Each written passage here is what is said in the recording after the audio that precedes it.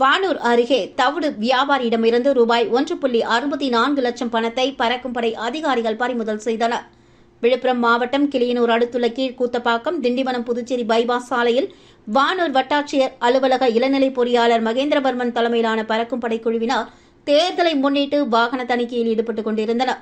அப்போது கிளியனூர் அடுத்த கூத்தப்பாக்கம் சாலையில் சென்னையிலிருந்து சிதம்பரம் சென்ற அரசு பேருந்தை இடைமறித்து சோதனை மேற்கொள்ளப்பட்டதில் ஒருவரிடம் பணம் இருப்பது தெரியவந்தது. அவர் புதுச்சேரி முதலியார்பேட்டை ஜெயமூர்த்தி ராஜா நகர் பகுதியைச் சேர்ந்த தனன்சேகரன் என்பதும் அவரிடமிருந்து 1.64 லட்சம் ரூபாய் பணம் இருந்ததும் தெரியவந்துள்ளது. அதிகாரிகள் விசாரணையில் இவர் புதுச்சேரியிலிருந்து திண்டிவனம் பகுதியில் தவிடு மூட்டை விற்பனை செய்து விட்டு வந்ததாக தெரிவித்தார்.